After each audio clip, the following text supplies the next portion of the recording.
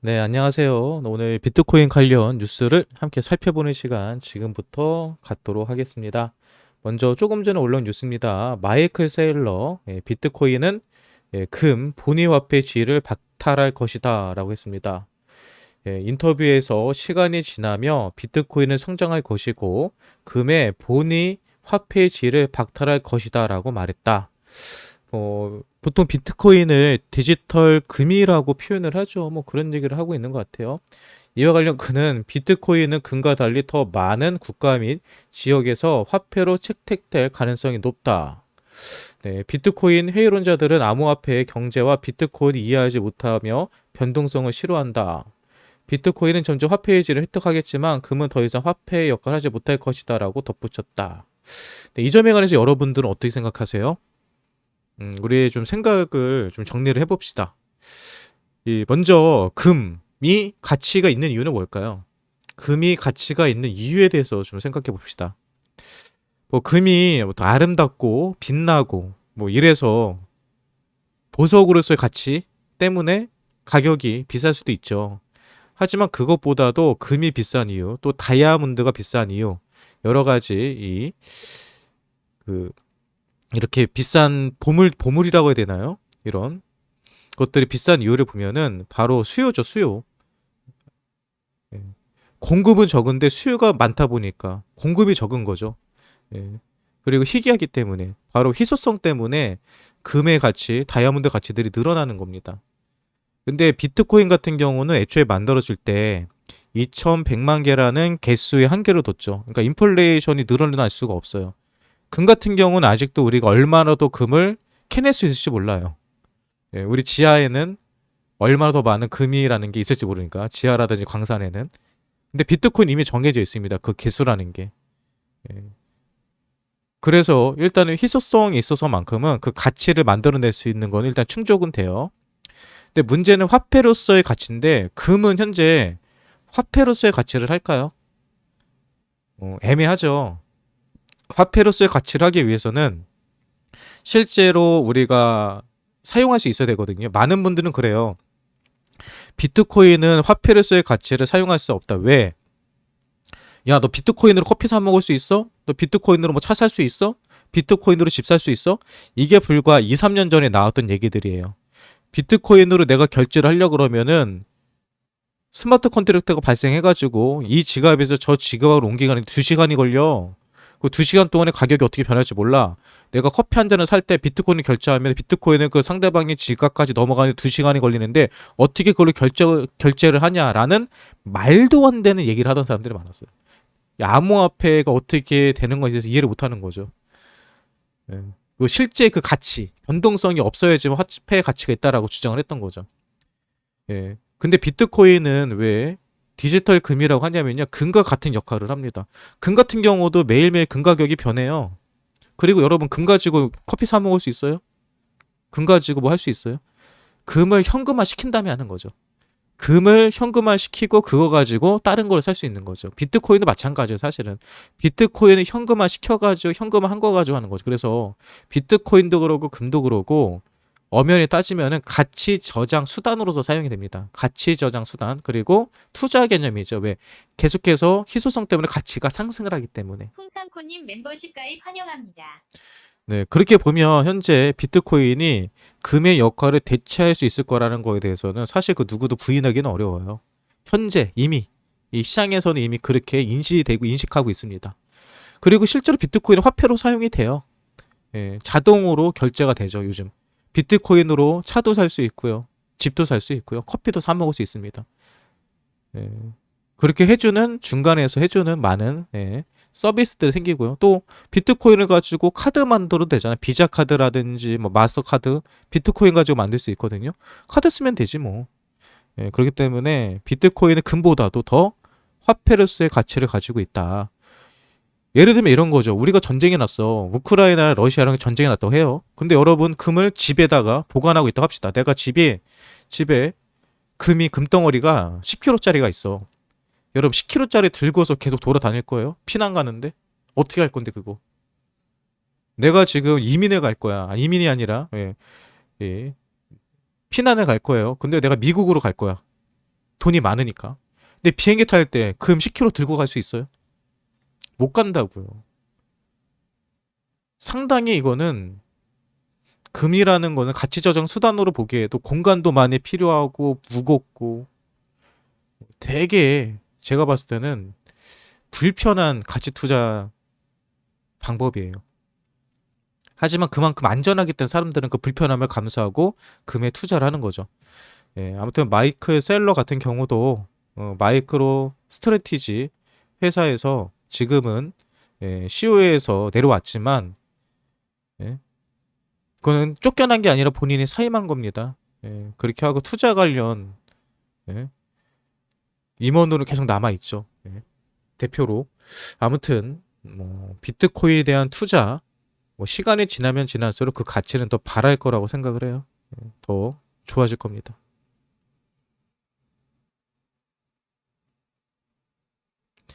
네, 계속해서 다음 뉴스도 좀 보도록 하겠습니다.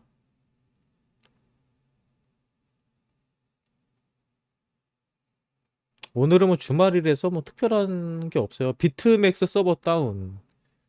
비트맥스 같은 경우는 2019년, 20년, 그러니까 여러분들은 잘 모를 거예요, 이 거래소를. 그런데 2018년, 19년, 2020년, 2019년, 2020년에 코인 하셨던 분들은요, 너무나도 잘 알고 있는 거래소입니다.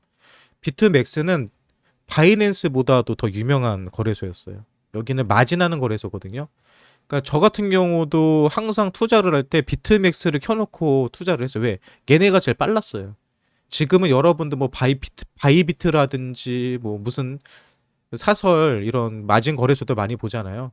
근데 거기에 원조입니다. 비트맥스가. 그래서 모든 코인 하는 사람들은 비트맥스에서 거래를 하곤 했는데 지금은 많이 밀렸죠. 비트맥스가. 그런데 이런 거래소에서 현재 오더북이라든지 캔들 차트 가격이 모두 정지가 됐다.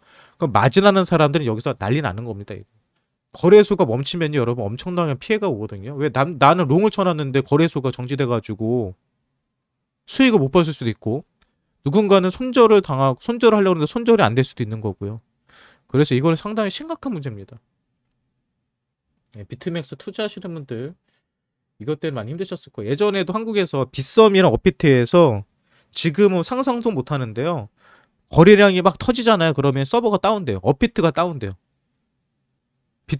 비트코인은 내가 매수해놨는데 매수도 막 지 마음대로 되고 매도도 지 마음대로 되고 엄청나게 피해를 많이 봤습니다. 그래서 그것 때문에 소송도 걸리고 말들이 많았거든요. 근데 요즘은 그래도 서버가 다운되거나 하는 경우는 없어요. 그래서 예전에 어떤 얘기가 있었냐면은 거래소들에서 일부러 서버 다운시킨다는 얘기도 있었어요. 갑자기 급락을 하거나 급등을 하게 될 때 거래소에서 엄청나게 큰 피해를 볼 수가 있거든요. 그래서 그런 것들을 막기 위해서 일부러 서버 내려버린다 뭐 이런 얘기가 있을 정도로 그런 장난들이 많았습니다. 지금 그랬다가 난리가 나겠죠. 자, 그러면 다음. 네, 중화공 대통령 상고 코인. 중화공의 미래다. 네, 비트코인 국가 차원에서 지원하겠다라고 했는데요. 상고 코인은 이 중아공에서 만들어진 자체 코인인 것 같아요, 보니까. 국가적인 코인인 것 같아요. 국가 전용 코인. 아무튼 뭐 이제 뭐 나라에서도 이런 여러분 제가 말하죠. 왜 이렇게 후진국 이런 아프리카 쪽에 남미 쪽에서 암호화폐 또 이 비트코인을 왜 자꾸 법정 화폐를 만들려고 하는지에 대해서 바로 금융 시스템이 없기 때문에 그렇습니다. 금융 시스템을 대처할 수 있는 게 비트코인이랑 암호화폐예요. 이거는 보통 우리가 만약에 금융 시스템을 만든다 하면 엄청난 비용이 들어가요. 예. 다 하나하나 서버도 깔아야 되지, 관리도 해야 되지, 해킹에 대해서 피해도 막아야 되지. 그리고 계좌 만들어 주려면은 다 대리점이 있어야 되지. 누군가 그거를 작업 처리를 해줘야 되잖아요. 근데 비트코인은 얼마나 편해요. 그냥 누구라도 그냥 클릭 몇 번만 하면 지갑을 만들 수 있는데 다운로드 하나, 어플 하나 다운로드 받으면 지갑을 만들 수 있는데 지갑이 하나의 계좌잖아요. 그걸로 서로 돈을 주고받을 수 있잖아요. 특히 남미 국가라든지 아프리카 같은 경우는 해외에서 일하시는 많은 가족들이 있단 말이에요. 미국에서 돈 벌어갖고 현지로 돈을 보내갖고 먹고 사는 사람들이 많은데 이렇게 금융 시스템이 안 되는 나라들 같은 경우는 해외에서 전송하면요 몇 달이 걸릴 수도 있고요. 수수료가 엄청나게 비쌉니다. 여러분 한국 같은 경우 해외에서 송금 받으면 며칠 걸리는지 아세요? 한국도 3일 걸려요. 미국에서 돈 붙이잖아요. 한국에서 가장 빨리 받을 수 있는 게 3일입니다. 주말 끼죠? 5일 걸려요. 예. 한국에서도 그 정도로 시간이 오래 걸립니다. 이렇게 한국 같은 나라에서도. 해외는 더 심해요. 그래서 이런 것 때문에 바로 암호화폐나 이런 블록체인 기술을 사용을 해가지고 금융 시스템을 대처하려고 하는 나라들이 많은 거예요. 네, 외신 이더리움 메인넷 뭐지? 가스 수수료 큰 변화 없다. 이게 지금 되게 중요한 이슈가 되고 있어요. 네. 이 이더리움이 POS로 변환이 되면은 가스비가 지금보다 많이 내려갈 거다. 속도가 빨라질 거다. 어쨌든 이런 얘기들이 많은데 이거에 대해서 어떻게 평가를 했는지 한번 보도록 하겠습니다. 이더리움 머지가 완료돼도 가스 수수료는 크게 변하지 않는다. 머지는 작업 증명에서 지문 증명으로 합의 메커니즘을 전환하는 것이다. 가스 수수료 인하를 위해서는 네트워크 용량과 트랜잭션 처리량을 확장하는 작업이 필요하다. 이들은 개발자 커뮤니티는 현재 수수료 인하를 위해 롤업 중심으로 로드맵을 마련하고 있다. 이거는 제가 방송에서도 여러 번 얘기를 했죠. 제가 이거는 버스로 얘기를 했죠. 지금은 버스 45인승이다. 그럼 45명만 타면은 출발을 그 45명밖에 못 하는데 만약에 100명이 타려고 그러고 1000명이 타려고 그러면은 그 45인승 버스의 버스 값은 폭등을 한다. 그래서 가격이 비싼 거네. 현재 이더리움은. 그런데 이 트랜잭션 할 수 있는 그 용량을 넓히면 어떻게 된다? 처리량을 높이면은 버스 45인승이 아니라 기차로 만들어 버릴 수 있다. 몇백 명, 몇천 명이 탈 수 있는 기차를 만들어 버리면 가격은 당연히 가격이 떨어진다라고 얘기하는 겁니다. 근데 여기서는 이 얘기는 하나만 하죠. 나온 것처럼 네트워크 용량과 트랜잭션 처리량을 확장하는 작업이 필요하다고 하는데 이거 한다고 그랬습니다. 이거 비탈리기 한다고 그랬어요. 안 한다는 게 아닙니다. 두 번째, 네트워크 속도는 눈에 띄게 빨라지지 않는다. 비콘 체인에서 검증자가 12초마다 블록체인 업로드 할 수 있도록 지원하는데 현재 이더리움 메인넷 평균 블록 생성 속도는 13.3초이다. 물론 약간의 개성은 있겠지만 이러한 변화가 사용자가 체감할 수 있는 것은 아니다. 이것도 제가 반박을 해볼게요. 지금 여러분들이 이더리움을 다른 곳으로 이더리움으로 보내면요 13초가 걸린다는 거예요. 빨라요, 느려요? 빠르죠. 지금도 빨라요. 12초가 걸리면은 1초 빨라지기 때문에 큰 의미가 없다라고 얘기하는 거거든요. 그런데 이더리움 처리 속도 때문에 불만을 갖는 사람들은 없습니다. 이더리움 속도 때문에 불만을 갖는 사람은 없어요. 그런데 여기서 어떤 사람들이 이제 질문할 거 5분이 아닌데요. 제가 이더리움 전송해봤는데 13초 아닌데요. 한 10분에서 15분 걸리던데요. 10분은 걸리던데요. 5분은 걸리던데요. 이렇게 지금 얘기하시는 분들이 있을 거예요. 그거에 대해서 제가 정확하게 말씀드릴게요. 이더리움의 스마트 컨트롤을 발생시켜 보내는 데는 12초에서 13초 걸리는 게 맞아요. 그런데 거래소에서 거래소로 보내잖아요. 우리가 출금 신청을 하면은 바로 그게 출금되는 게 아니라 거래소에서 그걸 몇 가지 확인을 합니다. 예, 확인을 하는데 시간이 걸리고요. 그리고 우리가 전송을 받았을 때 트랜잭션이 몇 번 발생한다는 게 이 거래소에 보면 써 있어요. 이거는 몇 번의 확인 작업을 거칩니다. 그럼 만약에 그게 어떤 코인은 40회, 어떤 층은 10회, 어떤 층은 15회, 코인들마다 다르거든요. 그러면은 15번의 트랜잭션이 발생한 다음에 전송이 되는 거예요. 그래서 어떤 코인은 1시간, 2시간도 걸리는 겁니다. 그거는 거래소에서 어떻게 설정했는지에 따라서 달라져요. 그래서 실제적으로 이더리움을 개인 지갑에서 개인 지갑으로 보낼 때는 12초에서 13초 정도가 걸리는 게 맞습니다. 근데 이거를 거래소를 통해서 보냈을 때는 시간이 오래 걸린다고 보시면 돼요. 또 세 번째, 머지로 인해 이더리움 블록체인은 멈추지 않는다. 머지가 이더리움 블록체인을 순간적으로 멈추게 만드는 것이라는 소문은 근거가 없다. 머지는 블록에 생성되는 합의 메커니즘의 전환이기 때문에 네트워크에 다운타임을 만들지 않을 것을 예상한다. 얘기는 뭐냐면 네트워크가 지금 두 가지가 돌아가고 있죠. POS로 돌아가는 네트워크가 있고 POW로 돌아가는 네트워크가 있어요. 근데 갑자기 POS를 변한다고 해서 POW를 딱 멈춰버리면 현재 POW 위에서 돌아가고 있는 뭐 폴리곤이라든지 그 밖 여러 가지 네트워크 생태계들이 다 무너지겠죠.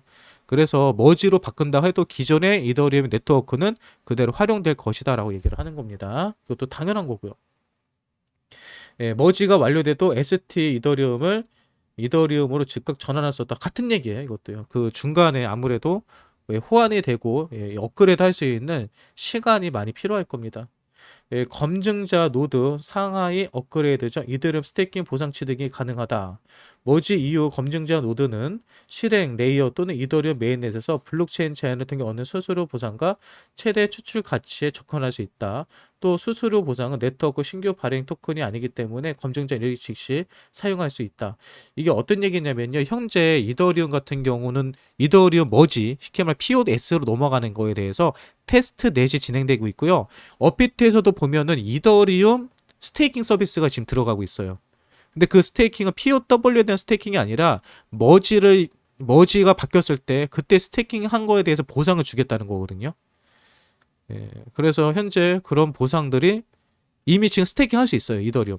내가 지금 가지고 있는 이더리움을 업비트에다가 스테이킹 서비스를 하면 업비트에서 현재 보니까 연 한 4% 정도의 이율을 주더라고요. 연 4% 정도의 이율을 주는 서비스를 해주고 있는데 뭐 요게 이제 머지가 업데이트 되면은 바로 지급이 된다. 지급이 되면은 이거를 또 바로 쓸 수 있다. 뭐 이런 얘기인 것 같습니다. 근데 여기 보니까 뭐 나쁜 얘기들은 아닌데요. 그러니까 외신들은 이더리움의 메인넷 머지로 변했을 때 부정적인 얘기를 하는 게 아니라 어떤 변화들이 있을 것인지에 대해서 설명을 해놓은 것 같아요. 뭐 다 맞는 얘기들입니다.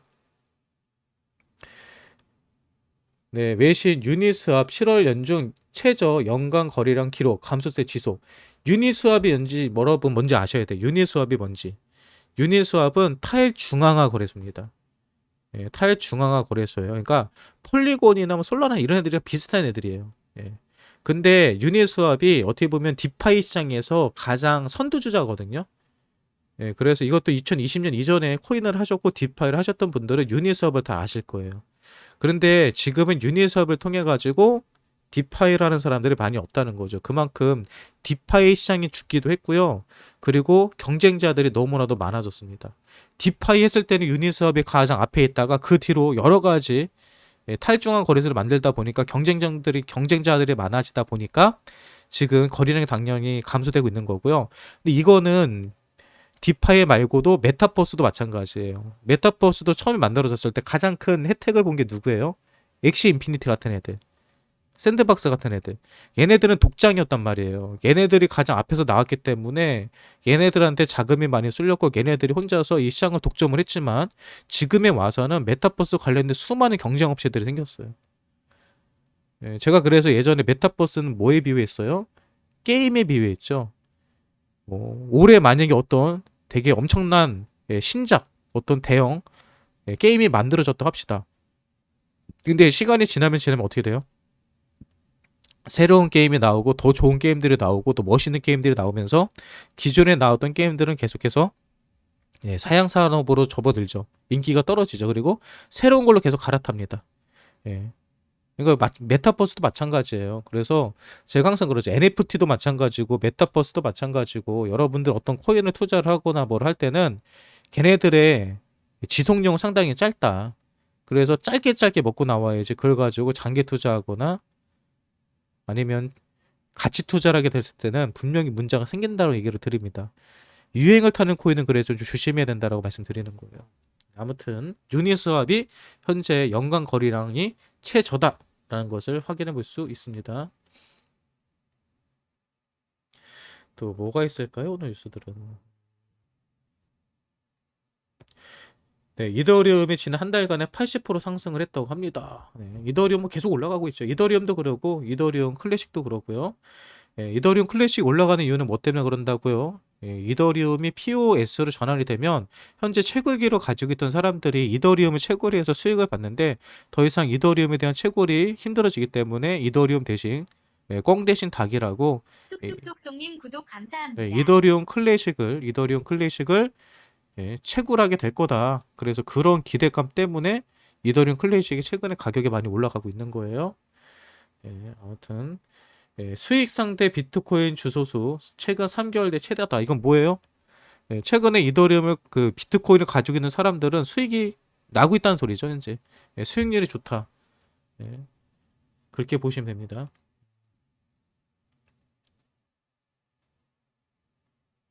그러니까 이런 거예요. 뭐 MSI라든지 어떤 뭐 펌핑하고 크게 올랐던 코인들 보면은 결국 누군가가 물량을 집어 던짐으로써 설거지를 당함으로써 가격이 많이 폭락한다. 그래서 제가 여러분들에게 불타게 하지 말라는 겁니다. 어떤 코인이든지 간에 많이 올라가면요, 누군가는 던져요. 왜?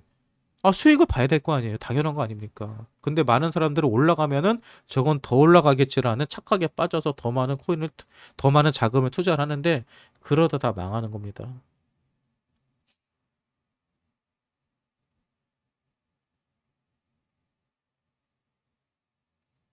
네, 필리핀 유니온뱅크 뱅킹 앱 통한 암호화폐 거래 서비스 출시.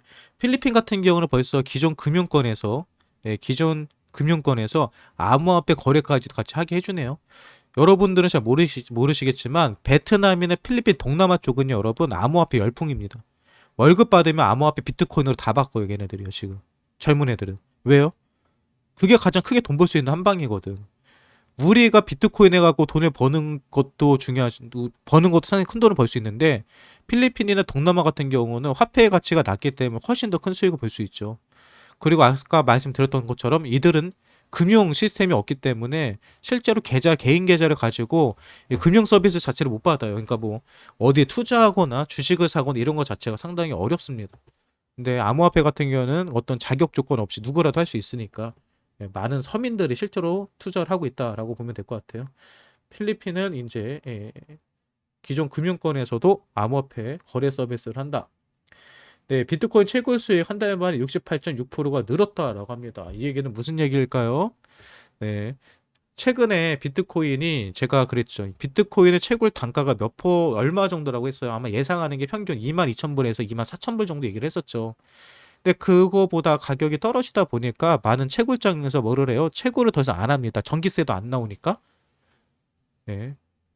그런데 지금 비트코인 가격이 24,000불을 넘기고 있죠. 거의 24,000불 근처까지 가고 수익권까지 들어간 거예요. 근데 문제는 예전에는 24,000불이 평단가였는데 많은 사람들이 채굴을 하지 않다 보니까 해시레이트가 떨어진단 말이에요. 경쟁력이 떨어져요. 그러니까 예전보다 더 저렴한 가격으로 비트코인을 캘 수가 있는 거예요. 예.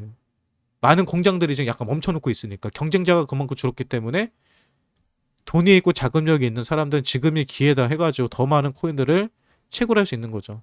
네, 그렇게 하기 때문에 채굴자들의 수익이 한 달 만에 68%까지 올라갔다. 여기 나오죠. 여기도 기사에서 나오죠. 해시레이트 역시도 10% 이상 늘어서 이중집중 공격에 대한 위험을 감소했다. 최근에 가격이 올라가면서 해시레이트도 떨어졌다가 다시 요새 늘어나고 있는 거죠. 너도 나도 다시 채굴하고 있다. 네. 네, 브라질 골드 채굴 거래에 블록체인 기술 활용 법안 발의하고 있다. 라고 하죠. 블록체인 기술은 항상 뭐라고 그러죠? 블록체인은 항상 분산 원장이라고 말씀드리죠. 원장 분산이야.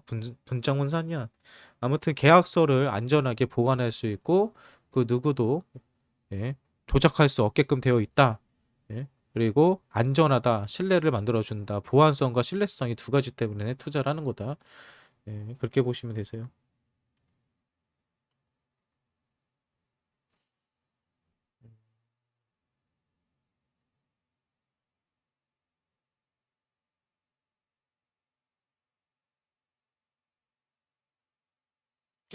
네, 크립토 공포 탐욕 지수가 지금 46이라고 합니다. 이 숫자가 예, 지금 높으면 높을수록 좋은 거예요. 근데 지금 거의 투심이 어때요?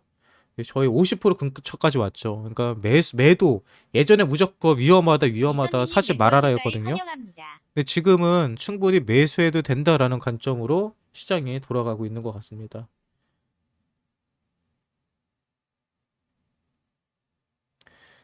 네. 그리고 블룸버그 이더리움 머지 실패 및 재료 소진에 대한 해치가 필요하다. 네. 머지가 예상되는 9월까지는 이더리움 상승 베팅을 위한 콜 옵션 주문이 쏟아졌으나 9월 이후 한 달 동안에는 콜 옵션 수요가 거의 없다. 트레이더들이 머지 후 뉴스에 파는 상황을 예상해 가격 하방의 위험을 해치주인 것을 보인다. 이게 뭐냐면 현재 9월 14일쯤인가요? 그때 머지가 뭐냐면은 이더리움이 POS로 전환되는 것을 머지라고 해요.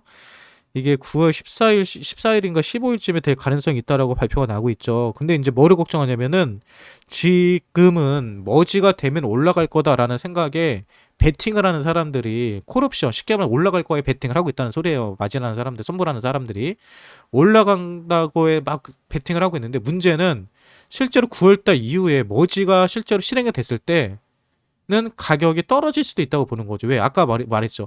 가격이 올라가면 떨어진다고요. 근데 이더리움은 지금 가격이 많이 올라가고 있고 아마 9월 14일 앞으로 한 달 정도 남았는데 한 달 사이에 더 많이 올라갈 거예요. 근데 많이 올라갔기 때문에 올라간 거에서 떨어질 가능성도 있기 때문에 투자하는 사람들은 항상 리스크를 관리하기 때문에 9월 달에는 콜 옵션에 대한 주문이 안 들어오고 있다는 거죠. 근데 이건 또 몰라요. 또 9월 달 가가지고 콜 옵션이 들어갈지 안 들어갈지는 일단 그때 봐야지 알 수 있습니다. 아무튼 그런 상황이다. 라고 보면 될 것 같아요. 중요한 거는 9월 달 전까지는 9월 초까지는 이더리움과 코인 시장들이 긍정적으로 올라갈 거다라고 지금 베팅을 하고 있다는 거죠. 전문가들도. 그러니까 한 달 정도는 여러분 우리 마음 편하게 즐기면서 이 시장을 지켜보면 좋을 것 같습니다. 오늘 비트코인 관련 뉴스들 이 정도에서 살펴보도록 하고요. 이 영상이 여러분들에게 도움이 됐다라고 하시면은 구독, 좋아요, 또 알림 설정 해주시면 감사하겠습니다.